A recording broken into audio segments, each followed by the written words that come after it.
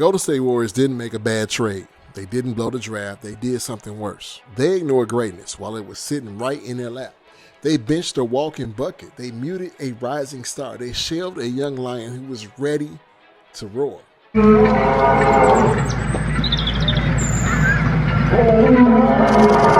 Kind of dramatic, but it is what it is.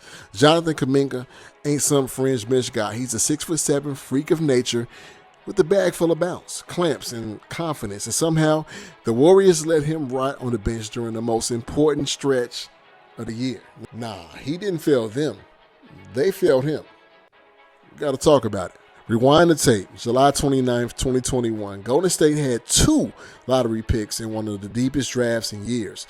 With the 7th pick, they took a shot on a project, a kid out of the Congo. With the 7th pick in the 2021 NBA Draft, the Golden State Warriors select Jonathan Kuminga from Goma, Democratic Republic of Congo, and the NBA G League Ignite. Standing 6'7", built like he was chiseled out of granite. Jonathan Kuminga, only 18, but already moving like a young LeBron with bounce for days. He didn't come in polished, but the potential is kind of scary. Year 1, light minutes, but loud moments. Tomahawk dunks, block shots, no fear in his eyes, anywhere. And then came the moment that should have changed everything. Game 5 of the 2022 Western Semis, youngest player in 50 years to start a playoff game. 18 points in 17 minutes, outscored every teenage rookie since Melo.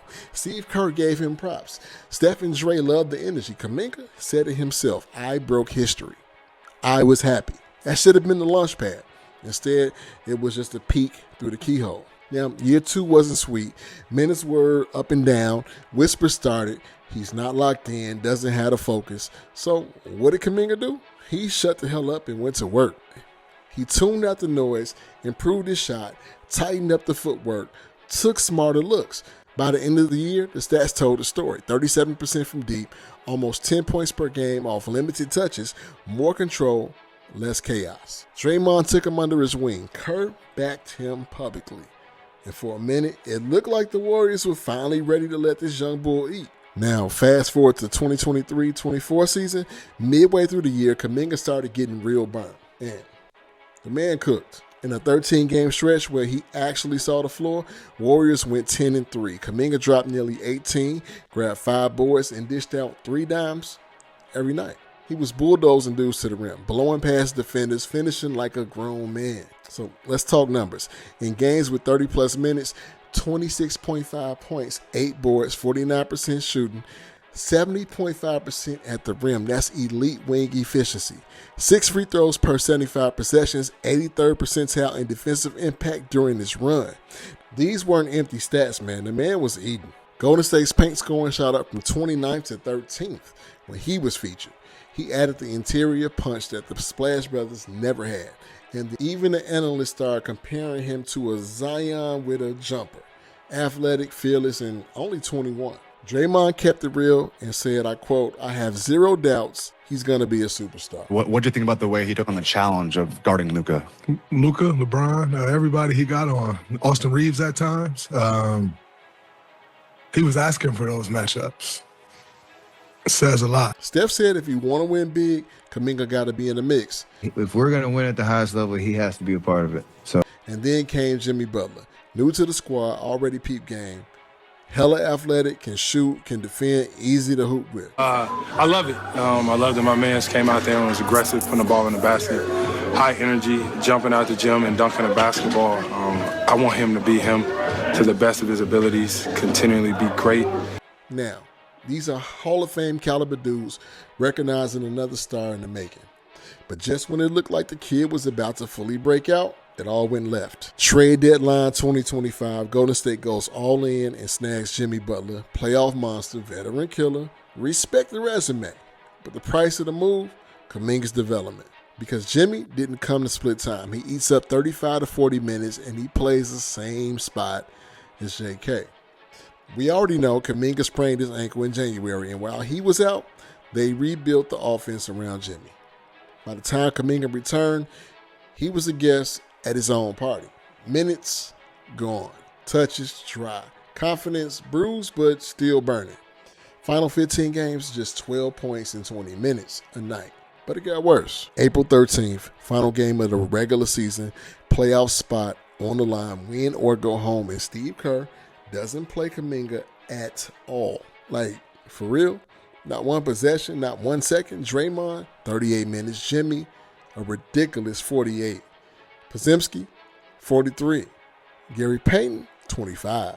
Kuminga, DNP, coach's decision. Everybody's watching like confused. Shams and Slater even reported that Kuminga's faith in Kerr was all but gone. Go through our challenges. We all go through our learning lessons. And like I said, he's not wrong for being upset and frustrated. I heard Coach talk about, he's kind of half joking but serious about 15 years. He was always upset about playing time, and that's a talking point in every locker room in some way, shape, or form. But, the ways to express it, ways to, voice your opinion but protect the team. And who could blame him? Dude had multiple 30-point games this season, elite finishing, lockdown defense, and when it mattered most, he didn't even get a chance. I think Golden State's lineup stuff is a little alarming. Kuminga is now just out. This game was just a Kuminga game. This was an athletic, physical. They needed his rebounding. They needed size, and they still buried him. So I guess he's just out. I don't get it. After the game, cameras caught him alone, getting shots up. Empty arena, silent grind. No complaining, just preparation.